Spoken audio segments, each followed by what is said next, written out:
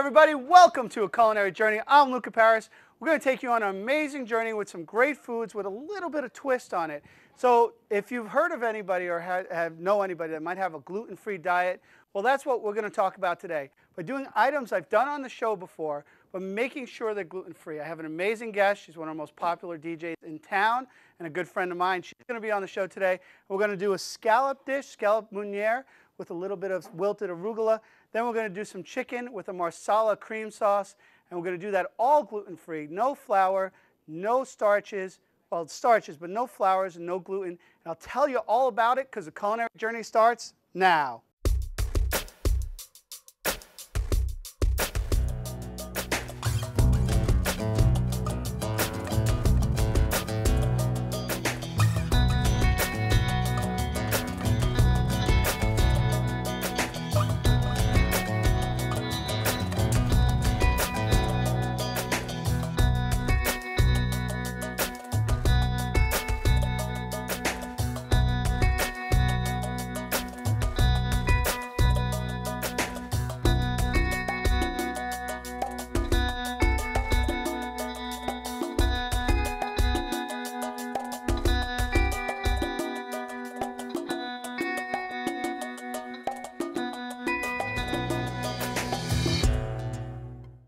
Welcome back, everybody, on A Culinary Journey. I'm Luca, and you are in for a treat because you're going to actually be able to make things with a little bit of twist and take out something that we're kind of used to. It's using flours, and not the flours you grow, but the flours you grow and eat. How's that work? Anyway, we're going to be talking about gluten-free and celiac and allergies and how to cook without them but not change too much. Today, my special guest is Bethany of WKNE fame. How you doing, Bethany? I'm doing good. Good, good. So I'm doing fantastic.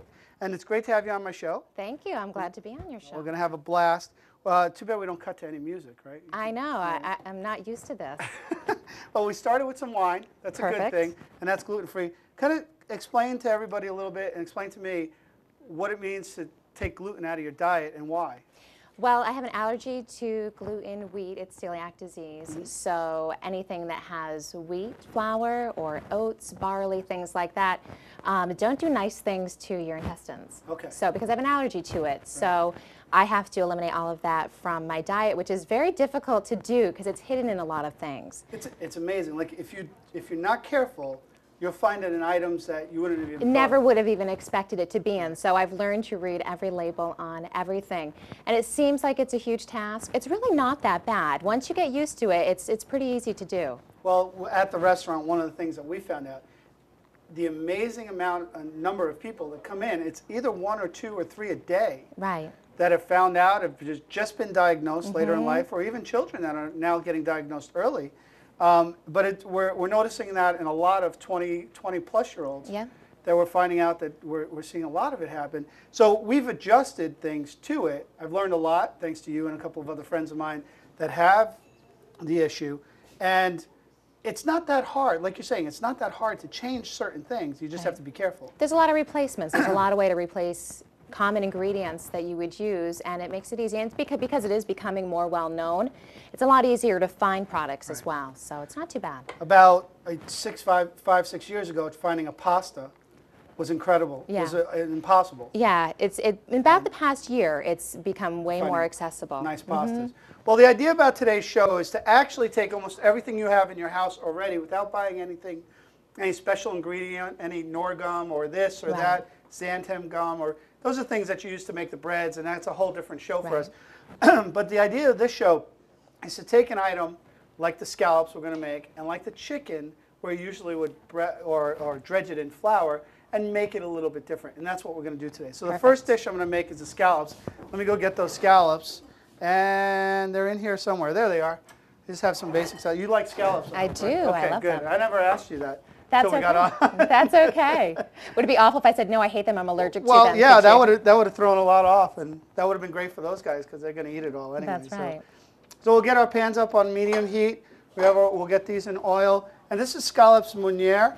Meuniere is basically a lemon butter sauce. It actually translated means the miller's wife. Don't know much more beyond that, so let's just go right there. And then what we're going to do is salt and pepper the scallops and sear them. So far, these are all items you could have, right? Right. You could have any type of oil. Right. Is there something, what's something that we would think that would be okay from gluten that might not be, or that you found like, oh wow, I didn't even expect that? I'm not sure because there has been some really odd things. Oh, here's a really, like licorice. Of all Licorice? things is one of the things that I can't have. I never would have thought that it would have had it in there. Oh, well, that's not Because one fun. of the other things too that's tricky is if something says modified food starch. Right. Well, they don't tell you what that is. It's not like it's a cornstarch, it's a modified food starch. So that's another thing that just to be safe, I won't eat something that has that in it. So the corn starches you wouldn't eat. Cornstarch I would, Right. but a modified food starch Starch because you it's wouldn't. not. Because it could be a potato starch, or Yeah. not a potato's Potato okay. would be okay, but if it had any kind of wheat in it, All right. that would be Now, a problem. you know what I found too is some people stay away from gorgonzola or blue cheeses because they say that some of them are started with bread yeast. Right. So that might throw some people up, but it depends on the. I think it depends because some people have a problem with oats Right. and some don't.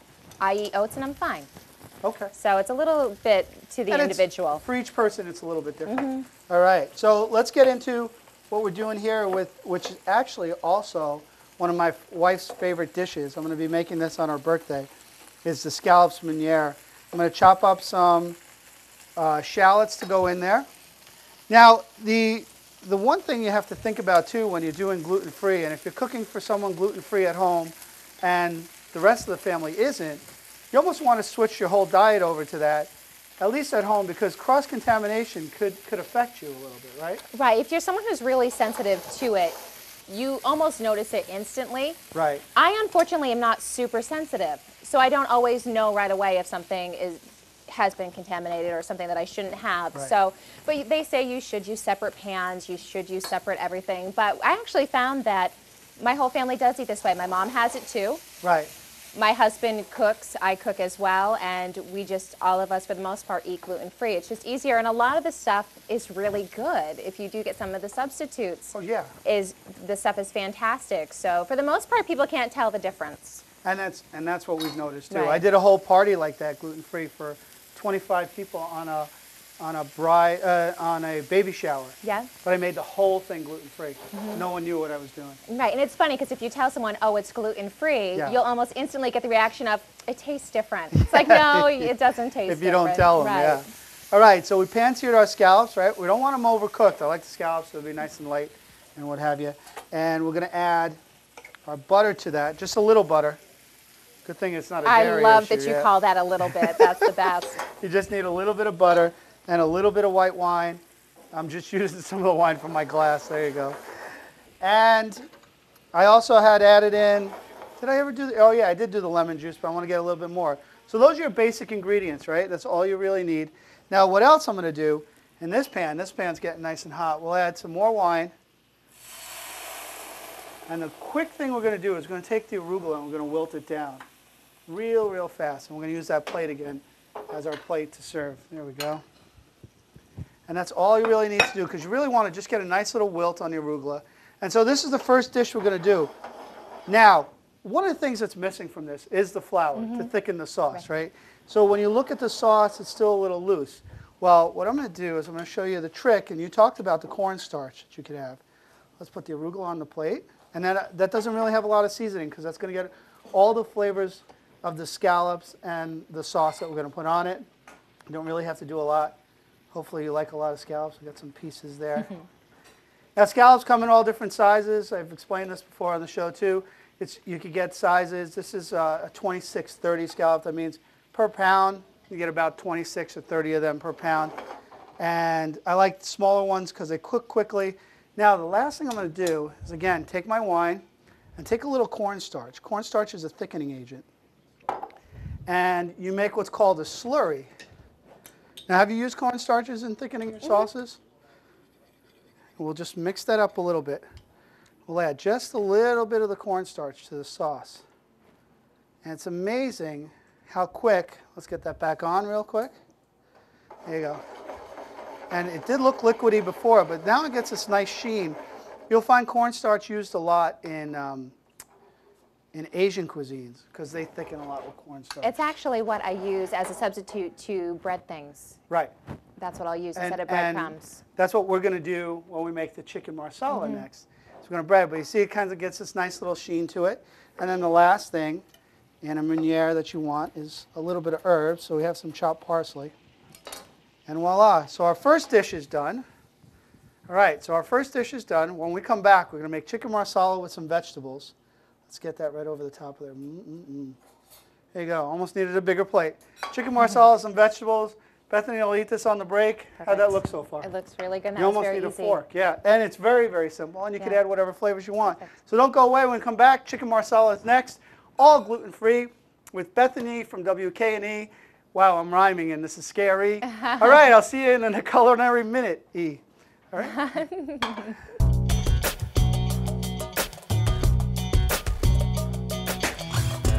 Hey, everybody, welcome back, and we're talking about gluten-free foods that are easy to make and fun. And did I say easy? I'm going to have to say it twice. It's so important. And we have Bethany from WKNE FM. Bethany, how are we doing? Where'd the scallops go? Good. I don't know. They disappeared. Yeah. I think they were kind of good. Good. Well, I'm glad you enjoyed them. Next thing we're going to do is chicken marsala. Perfect. Chicken, mushrooms, Love it. marsala wine. Pretty easy, right? One of my favorites. So oh, really? Yeah. I knew that. I have ESPN. That's right. Perfect. So, yeah. So what I'm going to do is I'm going to cut medallions on the chicken. And what I'll do is you'll get the larger breast of chicken that you would buy at the supermarket, right? And then just cut it right on its bias.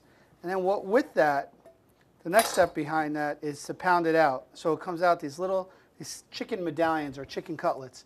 And luckily, just like everybody else does, you just have a hanging piece of film right by your side. And what you do is get that ready so you don't have to open the box while you're doing it. And then just kind of lay out your chicken. You don't want to get it all over the walls or all over the floor. Then you take another piece of film and put it right over the top. All right? And again, we're going to be talking about gluten-free. How long have you been gluten-free?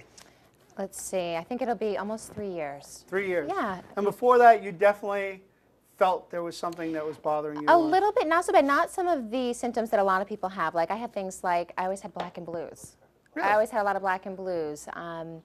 Seemed to get sick really easily, just my immune system didn't seem right. And my mom had it. Right. So my mom had known she had it for a couple of years, and it tends to be hereditary. So it's something you want to check on. Yep. If someone in your family has it, it's something to look at. Yeah, definitely something to look at. Okay. And then you'd find out that a lot of illnesses you have might be related to that. Definitely, a lot of things can be related. So what we're going to be making is the chicken medallions or chicken scallopini. Now, if you don't have a meat mallet at home, a nice heavy bottom saucepan works just as well. And you just get right into that. Pound out the little scallopinis or the little medallions. What this does is a couple of things. First, it evens out the playing field. So basically, we're going to cook everything at the same time. We have this big piece of chicken that if we tried to cook it, this part would be cooked quicker and be really dry, and then this part wouldn't be cooked all the way. So by the time we did it now, we have all the same playing field, and it'll cook so quick, we're actually going to cook it within the sauce that we're making. So we'll get that going. And then we're going to, usually at this point is where you dredge it in flour, right? Right. And you use cornstarch at home. Yeah, I use cornstarch. I have a couple of other things that I use at home too. So we're going to season our cornstarch, and cornstarch is definitely that. It's a starch made from corn. And can you use potato starch? Yes. So potato starch is workable. Tapioca is another one as well. Mm-hmm. And they're all thickening agents. Right. And now what we're doing is in the last dish, we used it to finish our sauce. This is actually going to help us finish our sauce in this dish.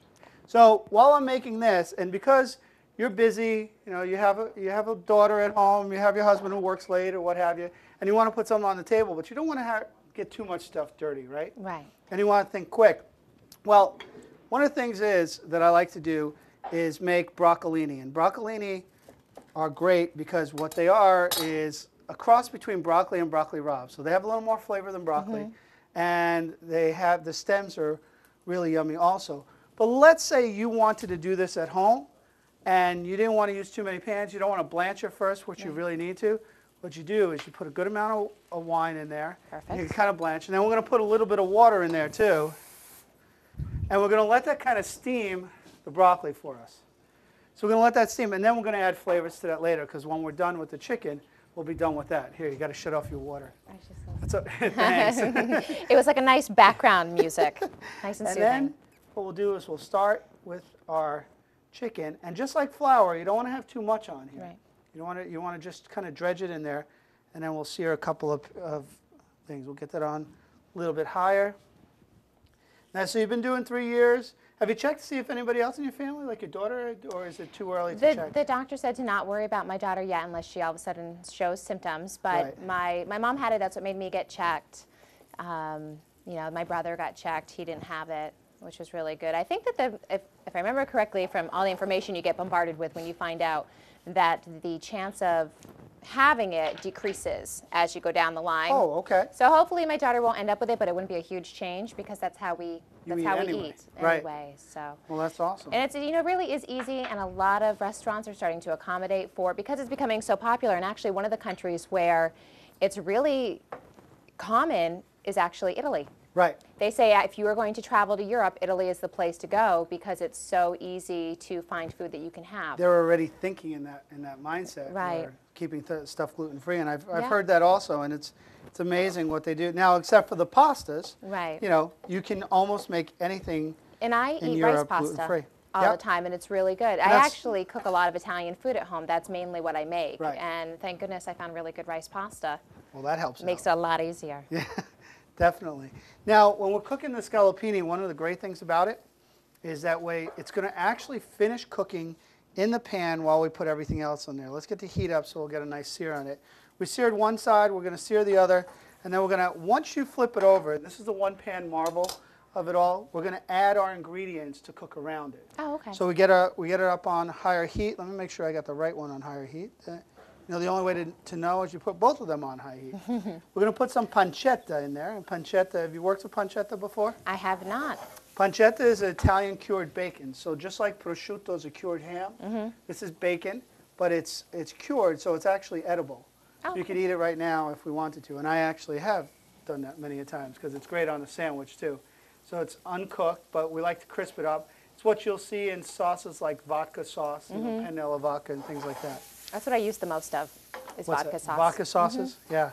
It has nothing to do with all the vodka. No, it's just really good. Okay. That's all. So we're going to let this render down in the pan while the chicken's cooking. Again, the chicken's going to get nice and cooked. We're adding the fat from the pancetta, so we're adding flavor in, and we're not taking away anything. Now, here's where I'm going to be adding my garlic in.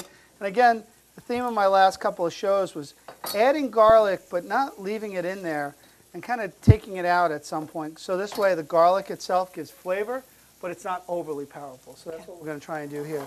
So we're just going to add the garlic to the, unless you leave it in there and you think it's a scallop, because I think we almost did that to you the last time. That's right. That's okay. All right, we'll just sear that in there. And the pancetta gets actually nice and crispy.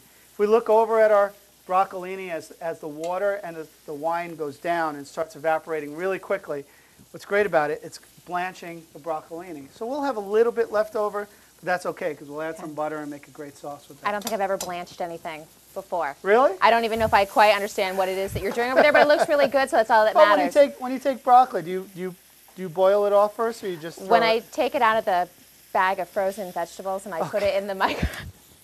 So you know what they did before they put it in there? They blanched it. They blanched it, okay. I like quick cooking. I don't use recipes. I kind of just throw things together. It all comes out good, but well, it's pretty much came from the frozen bag, I'm pretty sure. It's pretty much what we're doing right now. Okay. So we're going to do with the we're going to pick some mushrooms for our dish, right?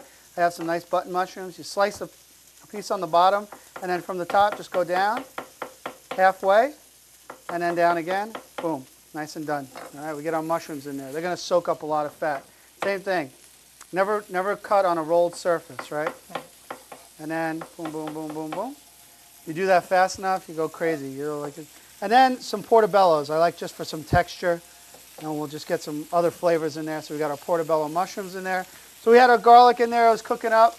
We have a little bit of seasoning in there. All right. So what we're going to do, Bethany, I'm going to let this cook down. Okay. We are going to add our wine. We're going to let that blanch down. Oh, hold on. This is fun. Here's the fun part. I haven't done this in a while. Ready? Love it. Ta-da! All right, that Very being cool. said, what we're going to do is we're going to take a quick break. We're going to add some more flavors to this. When we come back, we're going to put this all together, add some butter. Don't go away because we'll be back in a Culinary Minute.